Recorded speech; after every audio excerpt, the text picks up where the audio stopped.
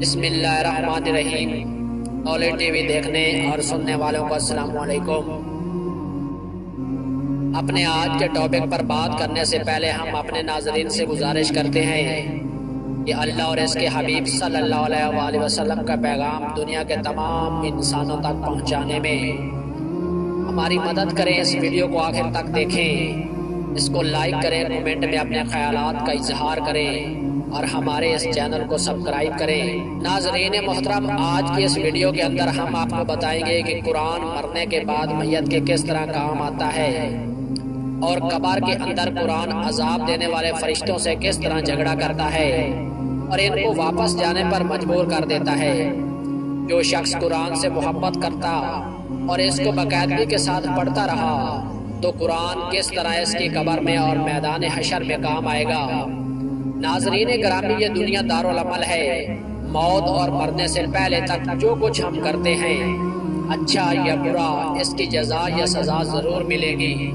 ایک ریت کے ذرے کے برابر بھی اگر کسی نے اچھائی کی یا ریت کے ذرے کے برابر کسی کے ساتھ زیادتی کی تو سب کچھ اللہ تبارک و تعالیٰ کے پاس ہمارے کیے ہوئے کاموں کی جزا اور سزا موجود ہے۔ مرنے سے پہلے سب کچھ ہمارے نامہ اعمال میں درج ہو رہا ہے اور بروز قیامت ہمارے سامنے پیش کر دیا جائے گا اور ہمیں دکھایا جائے گا۔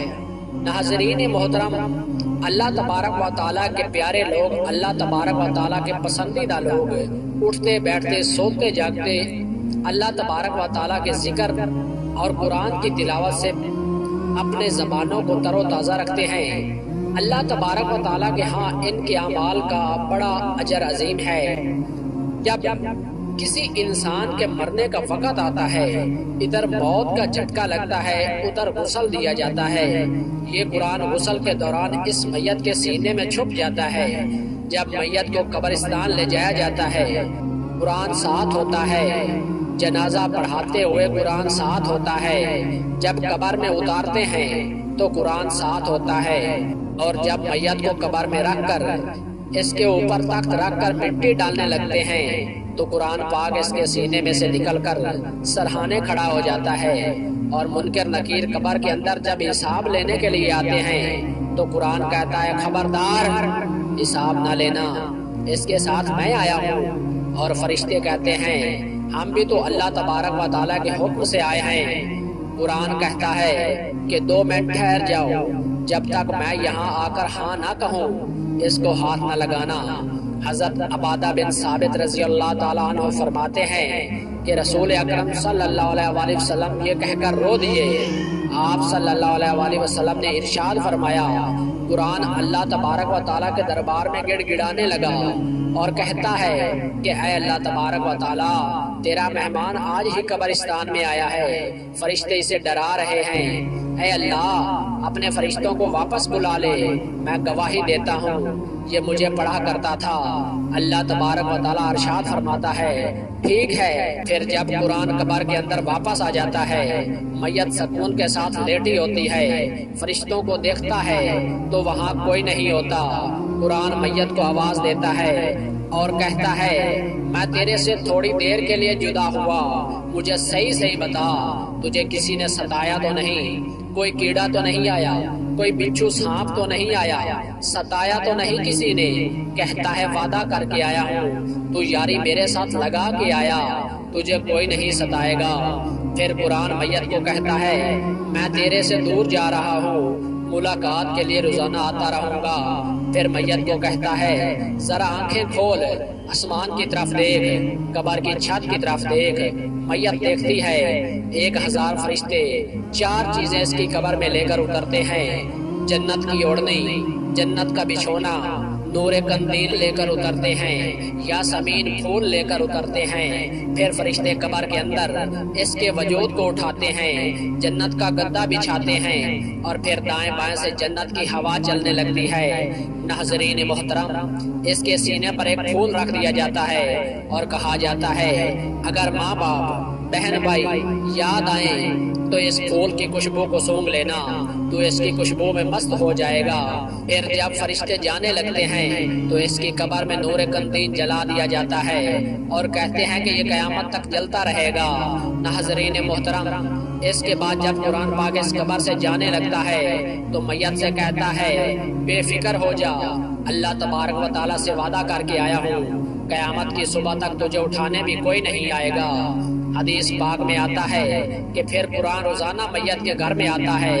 اگر بیوی نے برقع اوڑھ لیا، بچے مدرسے میں داخل ہو گئے، بیٹے نے قرآن پاک پڑھنا شروع کر دیا، تو یہ اللہ تبارک و تعالیٰ کا قرآن میت کو جا کر خوشخبری سناتا ہے اور کہتا ہے تیری اولاد سنبھل گئی، تجھے مبارک ہو، تو لیٹا رہے اور کھانا کھاتا رہے۔ اگر اولاد بگڑ گئی، بیوی کے سر سے دوپٹہ اتر گیا، تو قرآن ایسی خبریں جا کر میت کو نہیں بتاتا تاکہ اس کا دل نہ دکھے۔ صحابہ کرام رضوان اللہ کہنے لگے یا رسول اللہ صلی اللہ علیہ وآلہ وسلم پھر کیا ہوتا ہے؟ آپ صلی اللہ علیہ وسلم نے ارشاد فرمایا گھر کی بے برکتی کو دیکھ کر قرآن گھر والوں کے لیے روزانہ دعا کرتا ہے، اولاد بے وفا، مال بے وفا، کاروبار بے وفا، خاندان بے وفا، اور اے لوگو تمہیں کس نے کہہ دیا کہ خدا کا قرآن بے وفا ہے؟ ناظرین محترم، رسول اکرم صلی اللہ علیہ وآلہ وسلم معراج شریف پر تشریف لے گئے۔ رسول اکرم صلی اللہ علیہ وآلہ وسلم فرمانے لگے جب جبرائیل علیہ السلام مجھے بیت المعمور کے پاس لے گئے تو وہاں میں نے ایک بزرگ کو بیٹھے ہوئے دیکھا، گنی داڑھی والے تھے اور وہ یوں جھوم رہے تھے جیسے چھوٹے بچے قرآن پڑھتے ہوئے دائیں بائیں جھومتے ہیں۔ میں نے جبرائیل علیہ السلام سے پوچھا یہ کون ہے؟ تو انہوں نے عرض کیا یا رسول اللہ صلی اللہ علیہ وآلہ وسلم یہ آپ کے والد ابراہیم علیہ السلام ہیں۔ آپ صلی اللہ علیہ وآلہ وسلم نے ارشاد فرمایا قرآن تو میرے اوپر نازل ہوا ہے اور پڑھ حضرت ابراہیم علیہ السلام رہے ہیں۔ پوچھا یہ بچے کون ہیں جن کو یہ قرآن پڑھا رہے ہیں؟ فرمایا نبیوں کی اولادیں، یوسف علیہ السلام کی اولادیں، حضرت نوح علیہ السلام کی اولادیں۔ حضرت جبرائیل علیہ السلام فرمانے لگے بچہ قرآن پڑھنے گیا، 10 پارے ختم ہو گئے، پارے پڑھتے فوت ہو گیا۔ اس کا باپ کہتا ہے کاش قرآن کا حافظ بن جاتا۔ اے محمد صلی اللہ علیہ وآلہ وسلم اس دنیا کے اندر جا کر اس کے باپ کو مبارک دے دینا جو بچہ قرآن ادھورا چھوڑ کر آیا۔ 7ویں آسمان پر حضرت ابراہیم علیہ السلام انہیں قرآن کا حافظ بنا رہے ہیں۔ ناظرین محترم، قیامت کے دن عرش عظیم کا مالک بیان کرے گا، فرشتوں پر اعلان ہوگا اے میرے فرشتوں جاؤ قرآن والوں کو تلاش کر کے لاؤ۔ پروردگار کے عالم کے حکم سے فرشتے قدم اٹھائیں گے، فرشتے مڑ کر دیکھیں گے، اے اللہ تبارک و تعالیٰ ارشاد فرمائے گا کیا ہوا؟ تو فرشتے عرض کریں گے یا اللہ تبارک و تعالیٰ قرآن والوں کو تلاش کر کے لائیں، ان کی نشانی کیا ہے؟ اے اللہ تبارک و تعالیٰ ان کا کون سا حصہ نور کی طرح چمک رہا ہے؟ ان کا ماتھا چمک رہا ہے یا پیر چمک رہے ہیں؟ یا اللہ تبارک و تعالیٰ جس کے سینے میں قرآن تھا وہ چمک رہا ہے؟ اور حضرت آدم علیہ السلام سے لے کر رسول اکرم صلی اللہ علیہ وآلہ وسلم کی ساری امتیں کھڑی ہیں۔ الہی تیرے قرآن والے کون ہیں؟ ناظرین محترم ذرا غور فرمائیے، اللہ تبارک و تعالیٰ ارشاد فرماتا ہے او فرشتوں میدان حشر میں جتنے مرد اور بوڑھے بچے کھڑے ہیں ہر ایک کے منہ کو سونگھتے رہو، جس کے منہ سے عنبر کی خوشبو آ رہی ہو وہی میرا قرآن پڑھنے والا ہے۔ ناظرین کرامی، حدیث شریف میں آیا ہے کہ حضور اکرم صلی اللہ علیہ وآلہ وسلم نے ارشاد فرمایا جب قیامت کے دن یہ امتی اللہ تبارک و تعالیٰ کا بندہ خدا کے دربار میں منہ لٹکائے آئے گا، اس کے دونوں طرف بادل کے ٹکڑے چلتے آئیں گے۔ اللہ تبارک و تعالیٰ ارشاد فرمائے گا شرمندہ کیوں ہے؟ پھر جب یہ بندہ سر اٹھا کر دیکھے گا تو ان بادلوں کے ٹکڑوں میں سے نور برسنے لگ جائے گا۔ جب چھم چھم اس کے چہرے پر گرے گا پریشانی ختم ہو جائے گی اور دل کا غم ختم ہو جائے گا۔ وہ بندہ اللہ تبارک و تعالیٰ سے عرض کرے گا یا اللہ تبارک و تعالیٰ یہ کیا معاملہ ہے؟ اللہ تبارک و تعالیٰ ارشاد فرمائے گا ایک طرف سورت بقرہ ہے، دوسری طرف سورت آل عمران۔ یاد کر رمضان المبارک میں تو نے ختم کیا تھا، تو نے ایک مرتبہ تلاوت کی۔ انہوں نے بھی وعدہ کر لیا تھا کہ قیامت کے دن جب کوئی سایہ نہ ہوگا ہم سایہ کریں گے، تیرے سر کے اوپر سایہ بن جائیں گے۔ جس کے سر پر قرآن کا سایہ ہو خدا انہیں جہنم میں کیسے ڈال سکتا ہے؟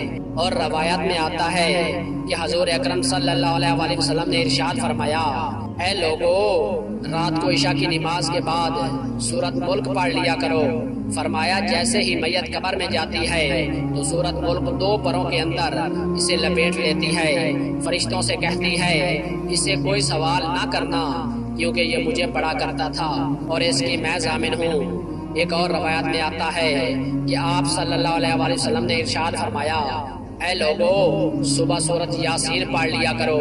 جو شخص سورت یاسین سے دن کی ابتدا کرے گا اس کو موت تو آئے گی لیکن اس کے رزق میں کمی نہیں آئے گی۔ اور رسول اکرم صلی اللہ علیہ وآلہ وسلم نے ارشاد فرمایا جو مغرب کے بعد سورت واقعہ روزانہ پڑھے گا اس کو موت تو آئے گی لیکن اس کے گھر سے رزق کی کمی نہیں ہوگی۔ اللہ تبارک و تعالیٰ سے دعا ہے کہ اللہ تبارک و تعالیٰ ہم سب کو قرآن پاک پڑھنے، سمجھنے اور اس کے احکام پر عمل کرنے کی توفیق عطا فرمائے، اور اللہ تبارک و تعالیٰ ہم سب کو مرتے وقت کلمہ نصیب فرمائے اور قبر کی وحشت سے محفوظ فرمائے، اور قبر اور حشر کے اندر اللہ تبارک و تعالیٰ اور قرآن پاک ہم سب کا حامی و ناصر ہو۔ آمین ثم آمین۔ اللہ حافظ۔